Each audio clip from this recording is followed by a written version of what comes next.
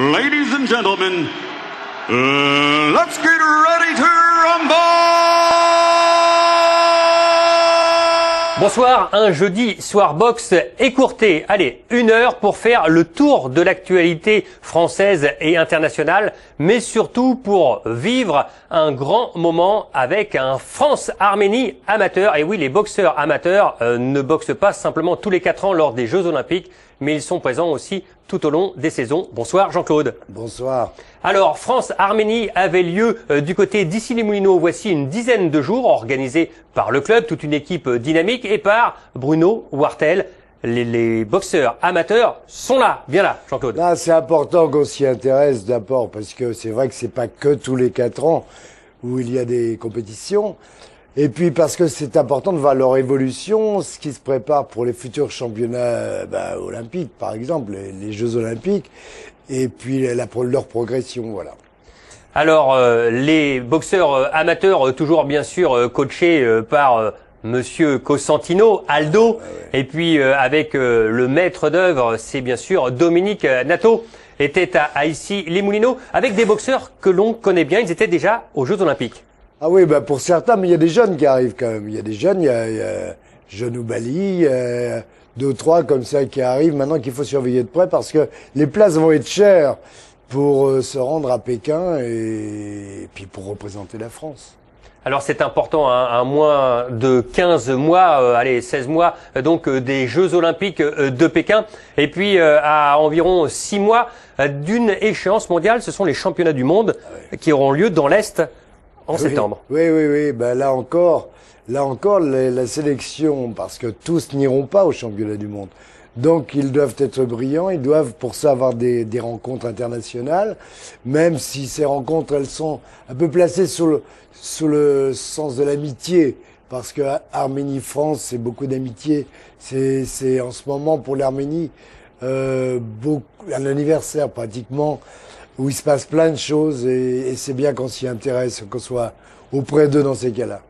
Vous allez retrouver dans ce très long reportage notamment et bien sûr les présences notamment de Jérôme Thomas et puis des boxeurs qui sont pas mal en ce moment. Tous, parce qu'ils ont envie. On donne pas de nom, mais vous allez le voir. Non, parce que après il y a peu de surprises. Non, tous, parce qu'encore une fois, ils se doivent d'être brillants et de gagner leur place. Donc chaque sortie pour eux, c'est important. Voilà donc avec ce France-Arménie et puis justement au passage, un grand coup de chapeau à toute l'équipe de la ville d'Issy-les-Moulineaux, de la direction des sports, et avec en tête bien sûr Bruno Wartel qui fait beaucoup là-bas. Il fait beaucoup là-bas. C'est vrai qu'André Santini, qui est maire, lui adore la boxe. Et c'est pas pour rien qu'il avait créé le club avec Jean-Paul Belmondo. Et bon, j'en passe, et les meilleurs sont passés là-bas, ici les Moulineaux. Et donc c'est vrai que Bruno Wartel, c'est un grand boxeur, c'est un grand manager. Et comme il a une belle place, il y a un beau palais des sports, maintenant, ma foi, on lui souhaite d'organiser souvent.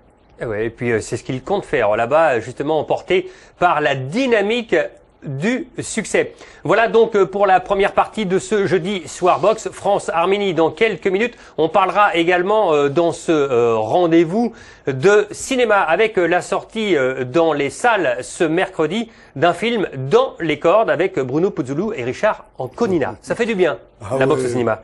Oui, ça fait du bien, mais c'est pas rare, hein, vous le savez comme moi, Christian, puisque c'est une des disciplines, c'est la discipline d'ailleurs, la plus exposée à travers des films, des longs métrages, et chaque fois c'est pas toujours le top, mais en règle générale, les histoires humaines sont fantastiques.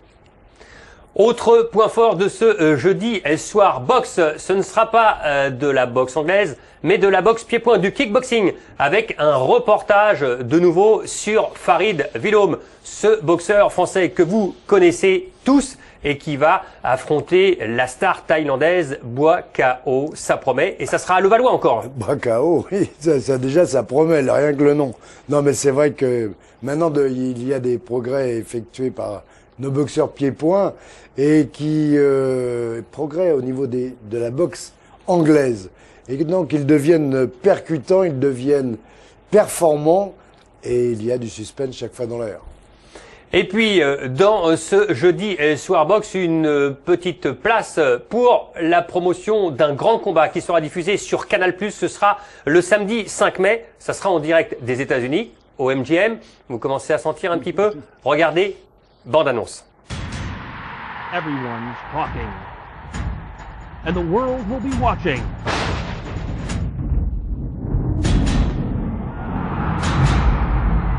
Oscar De La Hoya, the most celebrated fighter in the world. Floyd Mayweather, the best pound-for-pound fighter in boxing. Don't miss the biggest fight in years.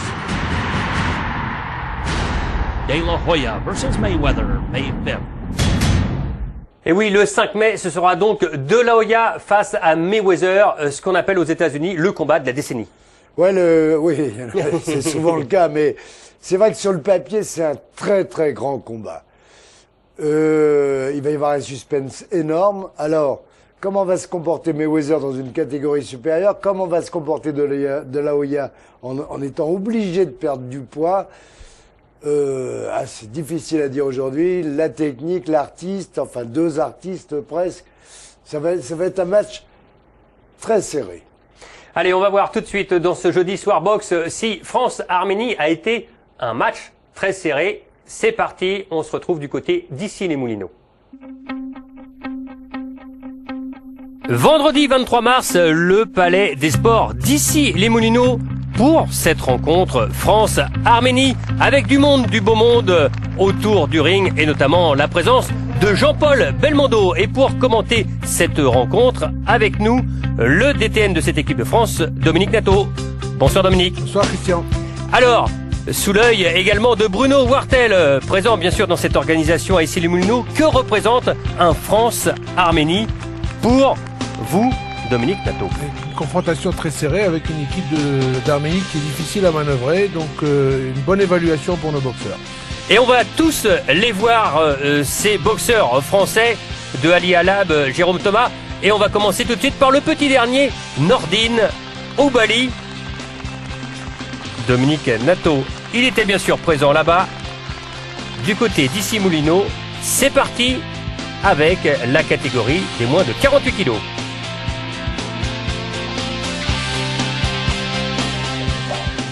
Dans 5 minutes, présentation les gars. Et un boxeur issu d'une famille très nombreuse. On est 18 frères et sœurs, dont on me compte en moi. J'ai 13 frères et 5 sœurs. Et combien de boxeurs? Dans la famille, on est à peu près... maintenant, on est 3 boxeurs, mais avant, on était à peu près 7-8 boxeurs. Mais bon, après, j'ai des frères qui ont arrêté, dû aux études, à leur travail. Moi, j'ai la chance d'être en équipe de France, alors je peux concilier les deux.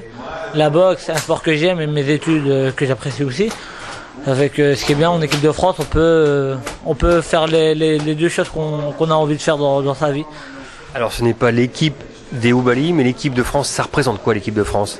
L'équipe de France, quand on monte sur le ring, on sait qu'on est là, on a un petit peu un modèle pour certains individus, on ne sait pas qui, mais il y en a qui se retrouvent sur nous. Peut-être il y a d'autres familles qui sont nombreux, puis je donne une image de réussite. Et ça fait plaisir et j'espère donner tout le temps cette image et d'évoluer comme ça. Allez Nordine. Allez oui, Nordine Oubaly. Alors, dans une confrontation, est-ce que c'est, Dominique, toujours difficile d'être le premier? Oui, parce que on ouvre les hostilités pour toute l'équipe, parce que même si c'est un sport individuel, il y a tout le groupe derrière soi, donc c'est vrai que c'est un petit peu délicat. Nordine Oubaly, double champion de France en 2006 et en 2007. Il dispute son 51e combat et c'est un boxeur plutôt rapide. C'est un boxeur rapide, il est petit de taille pour la catégorie, donc il est moins de 48 kilos. Il est gaucher et il a une bonne expérience acquise chez les juniors. Il a été médaillé de bronze au championnat d'Europe junior l'an dernier en Estonie et il a pas mal d'expérience à son actif.